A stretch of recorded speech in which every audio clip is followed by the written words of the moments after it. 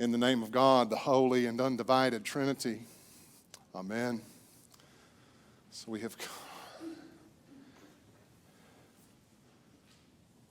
come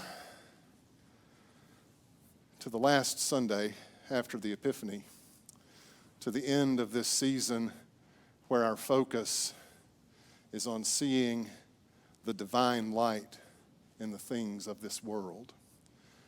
We've come to the end, and I think we have kind of a troubling lesson, if you want to know the truth. I think this collection of lessons reminds us how uncomfortable we are when we perceive that divine light sometimes. Think about the Israelites. Cover up your face, Moses. I don't want to see that glow. I can't take it. I can't deal with this. But Moses' experience was Moses' experience. He had been face to face with the Almighty, and it changed him. It transformed him. It made him even harder to get along with than he always had been. Because the people could see that divine light shining. And the story of the Transfiguration, which we always have on the last Sunday after the Epiphany, is, I think, in some ways just as troubling. We have Peter and James and John, a bunch of knuckleheads that they are, going up to the mountaintop with Jesus, and they see something that they just can't comprehend, that they just can't imagine, something that probably takes away all their words, takes away their ability to articulate what is going on. And after all, they are having a rather dramatic encounter with the divine. They see Jesus, who, this is just our friend, it's our buddy. This is the carpenter from Nazareth. We've been hanging out with him. He said, we're going to fish for people. But they see him as they've never seen him before. His face changed, his clothes radiant white. They are seeing him in his glory, revealed to them as he is to be, as he always has been. It gets kind of weird when you're doing theology. It gets kind of weird thinking about what I can only say in this context is a foreshadowing, a foresight for Peter and James and John of the resurrection. They're having an encounter with the risen Christ even before he's the risen Christ. There goes my brain. But that's what's going on. And Peter, being Peter, bless his heart, says almost exactly the wrong thing. Lord, it's good for us to be here. Let's build dwellings, one for you and one for Moses and one for Elijah. And let's just stay here. Not knowing what he said. Not knowing what he said. And I think Peter is like us. Peter is like us. We kind of crave these dramatic mountaintop experiences, and we want to hold on to them. We want to stay up there camping out with Jesus and Moses and Elijah, arguing about Torah, arguing about all the things that we love to do. We want to stay there. But the truth is, Jesus knows he's got to come down off that mountain. Jesus knows he has to continue to Jerusalem. Jesus knows what will happen when he gets to Jerusalem. That's why Luke says Peter didn't know what he was saying. And the thing is, Peter and John and James have to come down off that mountain too. I am suspicious of mountaintop experiences. If we seek these things out, if we're always looking for God in the most dramatic of ways, the danger is that we want to stay on that mountain and we're going to miss the very place that Jesus draws closest to us. in the mundane reality of this world, sometimes in the terrifying reality of this world. We can't stay on the mountain because if we do, we might miss Jesus at the grocery store or at the coffee shop. We might miss Jesus in our family and in our friends. We might miss Jesus walking very closely with us 2 years into a global pandemic.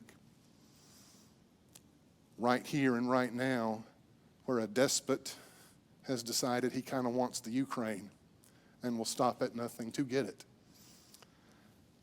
When the powers of this world are shouting out to be heard, and the very thing that the powers of this world don't want us to talk about is the light of Christ that we have encountered, is the light of Christ that we see at the grocery store and at the coffee shop and in each other.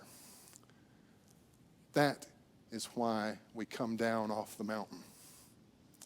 It is no accident, if y'all will indulge my getting geeky about liturgy for just a minute, it is no accident that we always hear the story of the Transfiguration on the last Sunday after the Epiphany.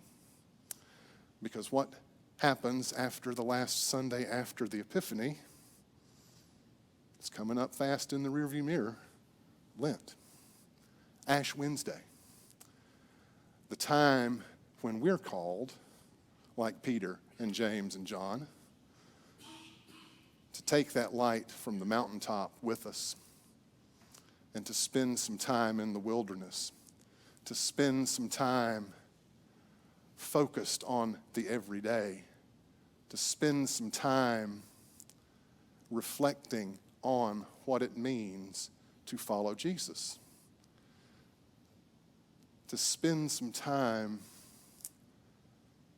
with the uncomfortable truth that the scariest thing about the good news is that we are, in fact, being called to be changed into the image and likeness of Christ from glory to glory. Did y'all catch Paul saying that? Did you catch even before that the collect for today? It says, give us courage. Give us courage to take up our cross. Give us courage to allow this transformation to happen. The prayer book is full of a remarkable amount of theology, and it is remarkably good news. But if y'all are like me, the thought of being transformed into Christ's image and likeness from glory to glory is kind of scary. I don't want to be like Moses and have to put a veil over my face. I want to keep this private and secret and just between me and Jesus, but that's not how it works. Y'all, the world is being transformed. We are being transformed. We are being called to come down off our mountaintops and walk through this world, which is a world of darkness, which can be terrifying. And to look at this world and with God's help, see it with the same eyes that Jesus sees it with. And to hear the voices crying out with the same ears that Jesus hears crying out. To know that even 2 years into a global pandemic, even when the authoritarians of the world are crying out for more and more power, that our message is we have seen the light. We have seen a light that has changed us and continues to change us from glory to glory. We are being made into who we were always meant to be. And yeah, we need courage to do it. Yeah, we need courage to find our voice. We need courage to testify to the light. To say, no, I have seen a new way. I have seen a better way. I have experienced the beginnings of change. Seen Christ revealed in his glory, and I didn't walk away from that encounter without it leaving a mark. There you go. Our faith is the sort of faith that leaves a mark on us. Even if we resist, even if we're afraid, even when we're walking through the wilderness, Christ is right there with us, walking along with us, taking us by the hand, giving us courage, giving us the words to say. We know that his face is set for Jerusalem, and we know what's going to happen in Jerusalem. But we also know, if we've been paying attention, that we're following the beloved Son, the chosen one. We hear that voice on the mountaintop along with Peter and John and James, and that's what gives us strength. This is my Son. Listen to him. And if we listen to Jesus more than we do to the authoritarians in the world, more than we do to the voices of fear in the world, then we are made new and whole. We are transformed into his image and likeness from glory to glory. And we are able to sing even in this darkness. We are able to dance even in this darkness. We are able to speak out bravely even in this darkness. Amen.